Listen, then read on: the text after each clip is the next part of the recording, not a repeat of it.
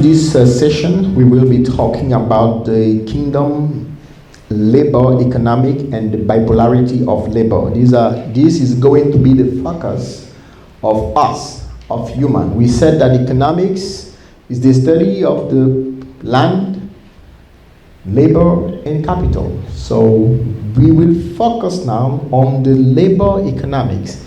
So how to understand how God want us to function as all right.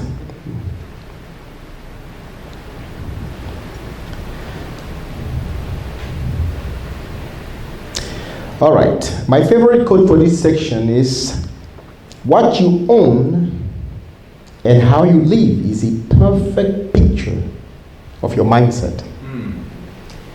No one sees your brain, but to understand your brain, you have to look at your life, to look at what you own, and to look at how you live. That is the perfect picture of your brain. So if you own nothing, is a picture of your brain. If you, whatever you own tells about what is in your brain. As a man thinketh, so he is. Amen. That is my perfect quote for this, and then you understand why. Now, when it comes to the labor economics, the nations of the world are divided into three different categories. So we only have three kinds of people into the labor field. We only have three kinds.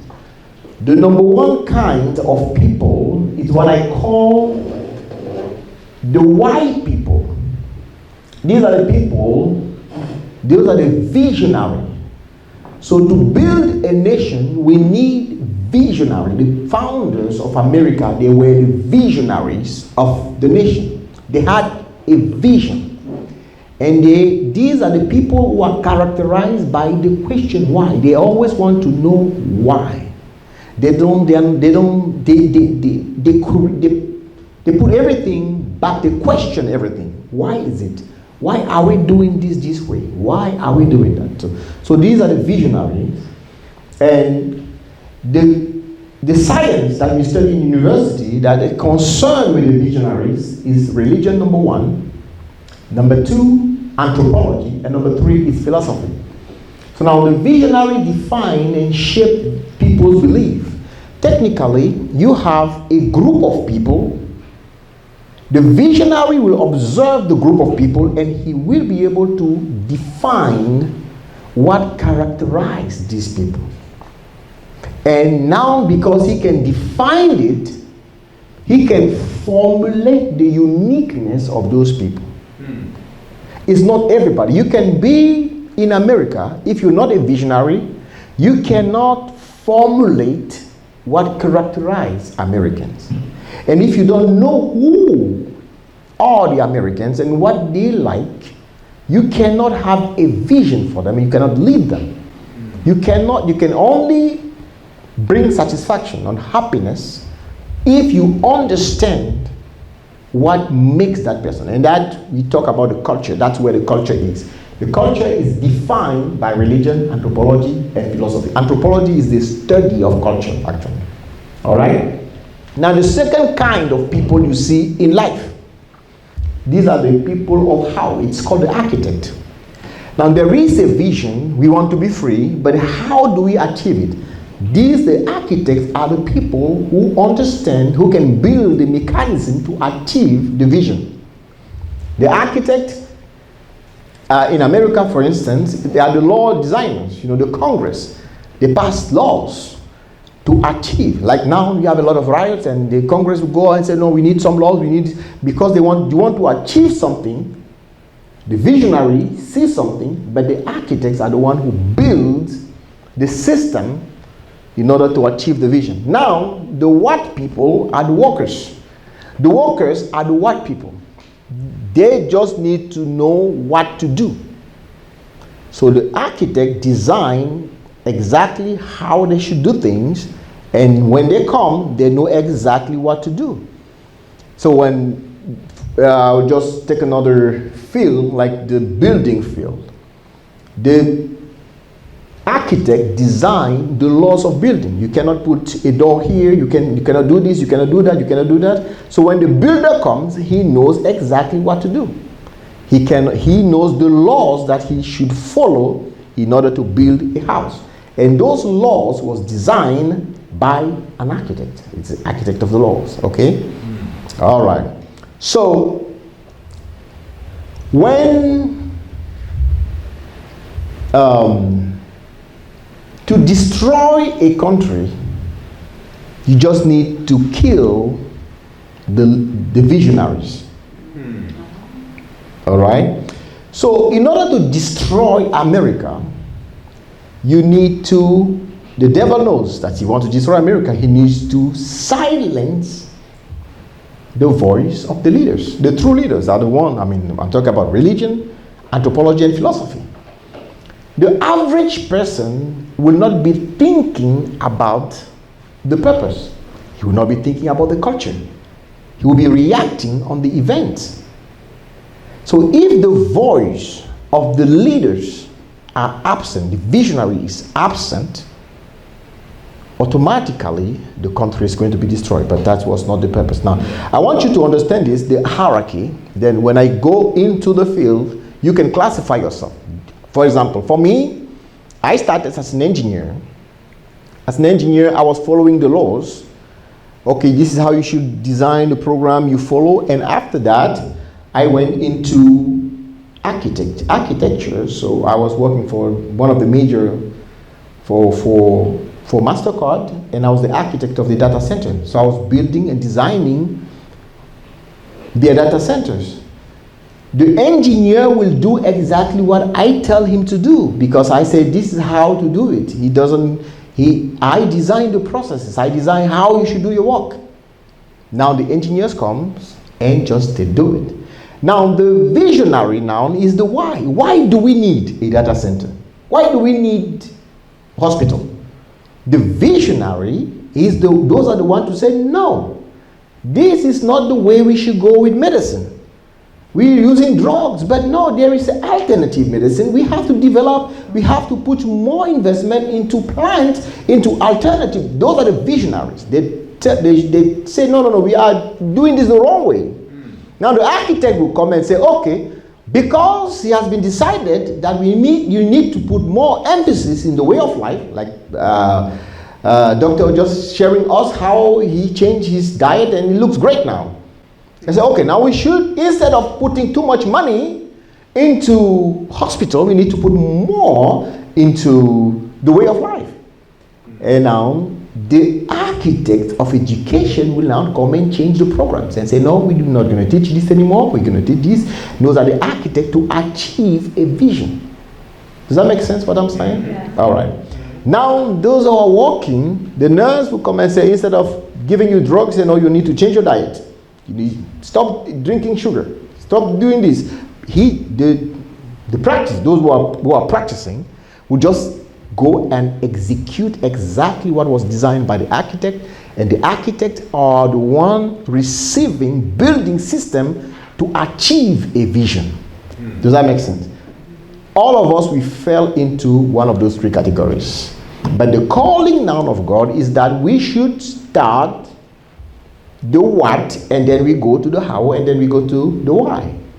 That's how the education now is functioned into. We teach our children what to do. You tell a child what he should do. When he's a baby, he doesn't question. I don't know, why am I supposed to do it? No. You teach him this is how you should, this is what you should do. Now he grow up by learning obedience, doing exactly what you tell him. When he becomes a little bit mature, now he's understand how. And after he grows up, he can understand, oh, now I understand why my father told me this. But it may take some time, years, before he understands why. But you start with the what, then it goes to the how, and then you go to the why. That is the hierarchy of labor economics. All right. Now, to go faster. Now, As an individual, we're going down to individuals now. Economically, you are a collection. Your value is measured by three things: by your talent, by your treasures. Treasures, I call it the three T's: monies and gold and silver, whatever you own, and your time. Now, the time is the common denominator of everyone. Everyone has the same amount of time, okay? Now, why do we go to school? We want to increase the value of our time. That's why we go to school. So when you go to school, you are going to study to add value to your time. Then you go to the marketplace with your time and your talent to get treasures, to get capital. Does that make sense? All right. Now it's very good to understand that, because when you don't understand this, so many people today, and the frustration at university, you go to school, university, you get a master's degree, you get a bachelor degree, but when you get out, you don't even have $40,000 a year. Because when you went to school, you failed to understand that I'm supposed to develop my talent to increase the value of my time. So economically, what I study has no value if it doesn't increase the value of my time. Does that make sense? So in my highest point of my career, the highest consultation that I ever had was, I got in a place where I was having contract. They were paying me $8,000 a day for 6 months and things like that. So it depends, but sometimes you start with $40. Computers, you feel the engineers, they start $50, $53 an hour, and then you keep growing. The more you know, the more you increase the value of your time. All right. Now, what is more important now, we are getting into the heart of this. You cannot function with the blessings of the Lord if you don't understand what I'm going to say. Now, the next thing. You understand that you have time, you have talent, and to get treasures. The three things. To economically, what you are worth is your time, what you know, your talent, and what you have. Some of us, maybe you can get 5 million. So many Americans have heritage. I was working with some people, they had $5 million as left by the father, 10 millions, 20 millions, some rich people, rich in treasures. So they already have treasures even before they start working. Okay? Now, the very important thing that we have to talk about it, and this is going to be I believe God to free every one of us from this mindset, is the bipolarity of labor. What is bipolar? We first understood from the first class that everything that God creates is what? Is triune. 3 in 1, correct? Yeah. Now, everything that God creates also is bipolar. Let me explain the bipolarity. Bipolarity simply means that for a system to stand, you need to have it with its complement. Some would call opposite. You don't have light if there is no darkness. You cannot have light if there is no darkness. The value of light is expressed by the presence of darkness. So darkness, some people don't understand that, right? And they failed. They don't value the complement. Okay, when God created man, then He put woman. They are not equal; they are complement. And the feminist movement is from the devil, because they want to compare men and women. They don't compare; they are complement. There is no man without a woman. There is no woman without a man. Man was created first, then the woman comes. There is no woman without a man. The woman was taken out of the man. But after that, the man is the one giving birth The woman is the one giving birth to man. That is the mystery of God. He created a man. He takes the woman out of the man, and now from the woman, he recreates a man again. So without a woman, you don't have a man. Without a man, you don't have a woman. This is what is called complement. God, I will not touch theologically on this because it's a bit complex for sensitive spirit. But there is light, there is darkness, there is God, there is Satan. There is good, there is evil. They're all together. You understand? The devil gives value to God. God said, I will raise. He, the one who created, hardened the heart of Pharaoh because he wanted to demonstrate his glory. So you cannot appreciate good if you don't know bad. You cannot appreciate wealth if you don't know poverty. Do you understand? You cannot appreciate freedom if you don't know slavery. When God called Abram, you know what he did? He said, your descendant will be slave for 400 years. That was the blessed man of God. But God spoke and said, your descendant will be slave for 400 years. Why? Because God is bipolar. You cannot understand freedom if you have not been slave. You cannot understand blessings and riches if you have not been poor. Why is it that the people who are coming from all over the world are benefiting from America? Do you know why? Because they know poverty. They know slavery. They know lack. Does that make sense? When you don't know that every system is bipolar and that without the bipolarity there is no system, you value the opposite of the thing. Do you know why in the church we fail to build strong system? Because we don't value the other side. The Bible said that God loves. This is the things that God hates in the book of Proverbs. So God is love, right? But there are things that he hates. What does that tell you? That love is sustained by hatred. Jesus, it is written about Jesus that he loved God and hated iniquity. Does that make sense? Hatred is in him. So we all have hatred in us. All. Because for love to be expressed, you need to have something. So if you really want to build, for me, if I want to build my solid marriage, I develop some hatred. I need to hate divorce. If you don't hate it, so we only have positive confession, but we don't know the power of negative confession. I hate divorce. I hate lying. I hate this. I hate that. If you speak it, that develops the hatred. I hate sin. If you speak it, there are things you will not fight. Have you ever seen someone comfortable sleeping with a snake? No.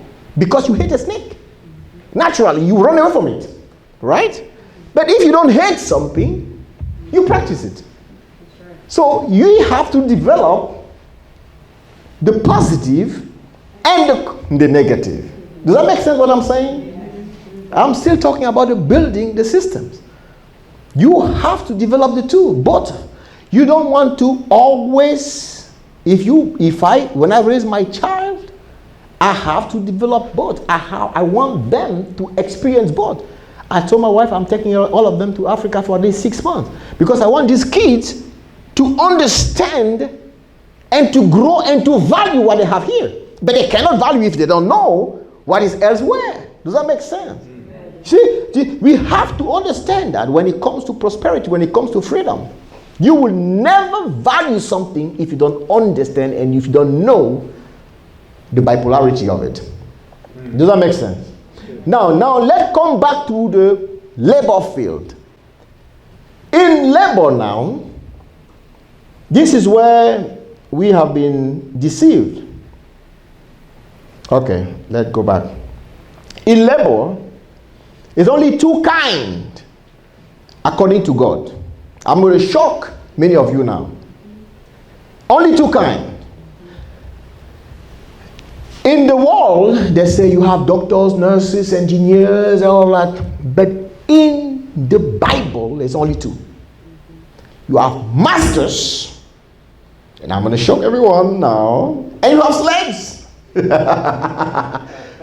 the Bible. I mean, if you want to, look, I'm not politically correct when it comes to the Bible. I don't raise sensitivity. Do you understand what I'm saying? I'm just saying the Bible. In the book of Leviticus, there is a book that is called the Book of Slaves.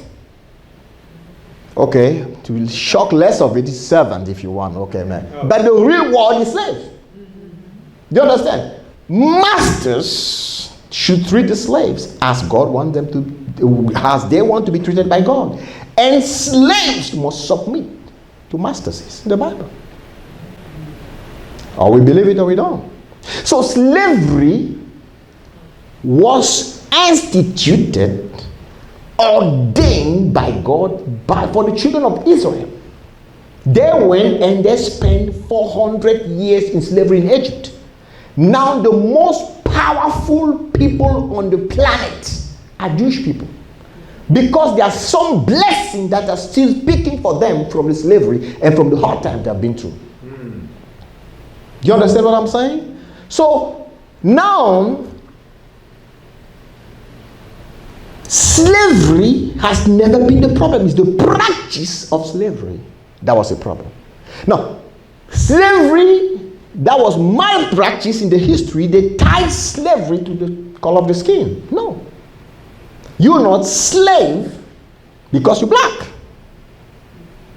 You slave according to the Bible because you want to work for somebody, is taking care of you, and give you rewards, wages out of your work, and then you're free. So the book of slavery was 6 years of slavery, and after the 7 years they let you go with enough wealth to become your own master. Because you cannot be a master if you're not slave. If you're not faithful to something that belongs to somebody else, you cannot be faithful to something that belongs to you. It is the Bible. So when you go to work now, according to God, we are all trained. The world understands training. You get a job in the kingdom. I'm not getting a job. I am serving. I am a slave. I'm getting faithful. I'm building my faithfulness to somebody else because I want to be a master. Now, God, when God speaks blessings into men, He speaks to masters. He doesn't speak to slaves.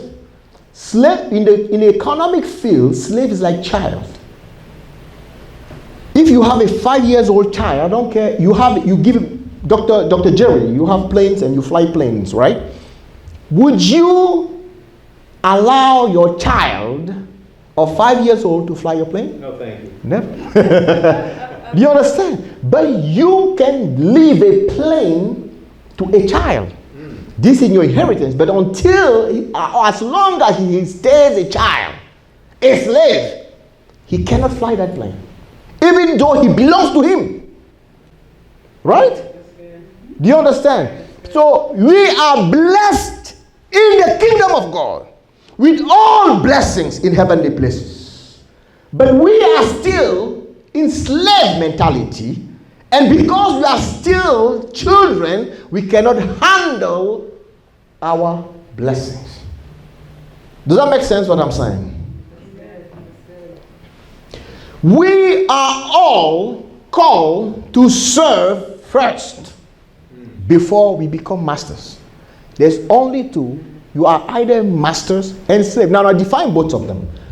Who is a slave? It's bipolar, okay? I said you don't have a master if you don't have a slave. And you cannot be a slave if there is no masters. All right?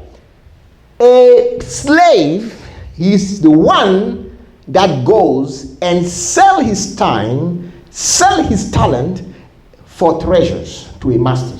He depends on a master to live.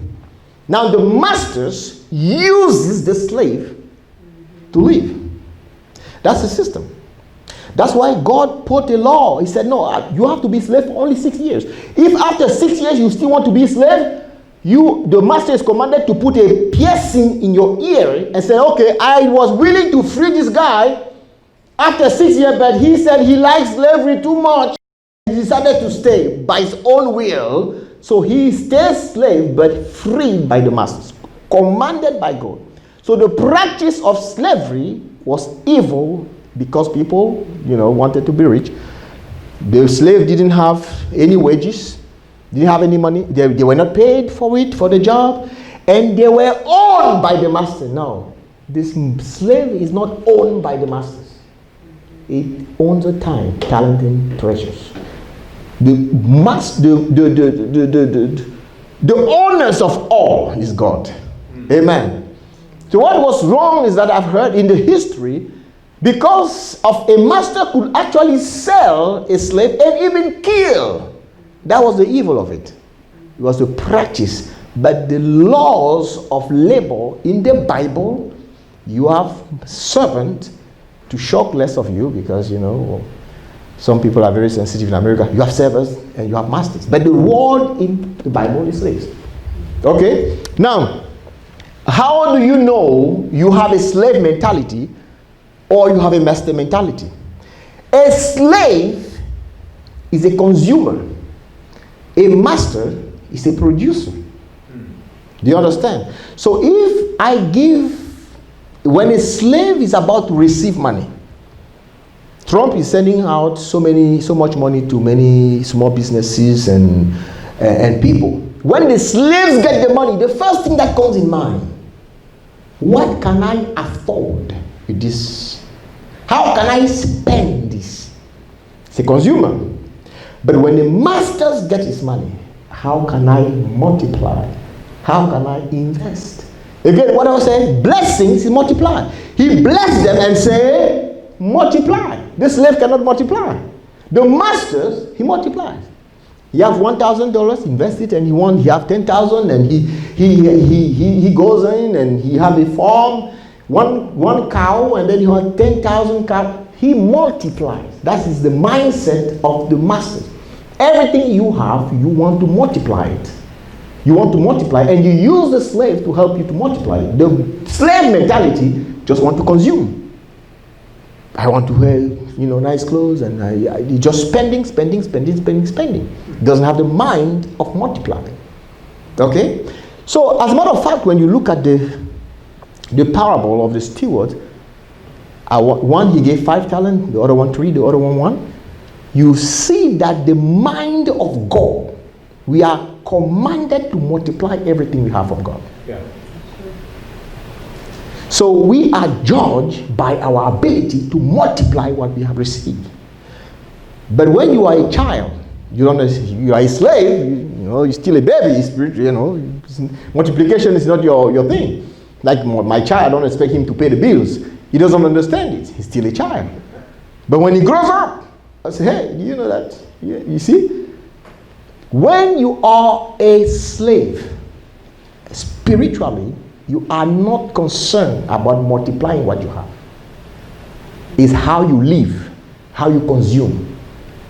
You must develop the mindset, if I have 1,000 today, next year it should be 10, it should be 20. God is pleased when you multiply. Because it's the DNA of God. He blessed them and say multiply. He blessed the man and say multiply. The mindset of blessing is the mindset of multiplication. When you embrace that in your mind, now divine ideas will start coming to help you to multiply everything you have. Can I hear some believing amen? Amen. Now, in the world, people go, they get a training, then they get a job, and they retire. That's not the plan of God. This is not the plan of God.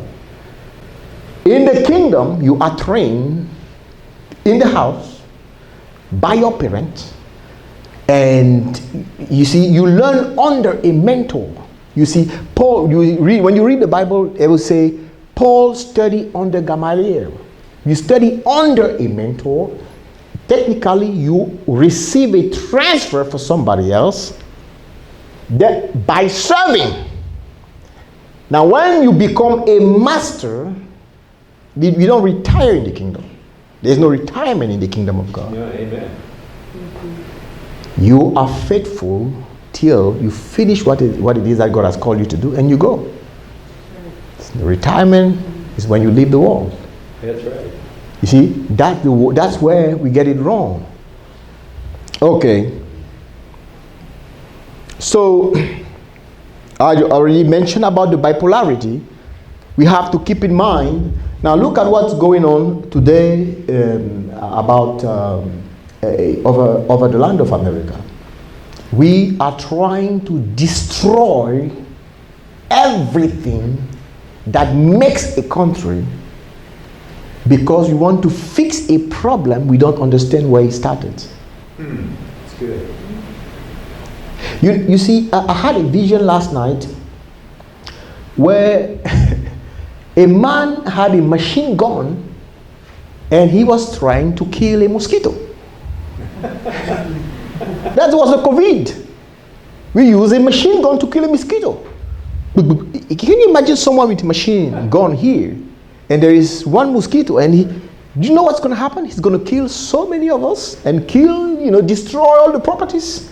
That's exactly what is going on with the COVID-19. It's a real problem. There's a mosquito and we are using the machine gun to kill it. Right. Shutting down the economy, destroying life. And many, as a result, are dying now, not of COVID, around the world. They're dying of hunger because they were living day by day. That's right. Living day by day. Now, how do I know I have a master mindset? You see, it's not easy to be a master. It's just like a parent, a father. You have people to take care of, because a slave doesn't care about. He knows at the end of the month he gets his salary. Someone else is carrying the burden to produce that money for him. Do you understand what I'm saying? So, America was blessed. Why? Because the mentality of the masters was established at the very foundation. Good. But now, they don't want that anymore. They want people to be totally disconnected from the responsibility to be a master. And then if you have less masters, the country will collapse. You cannot have a family if you don't have the parents. In the economics of God, the entrepreneurs, those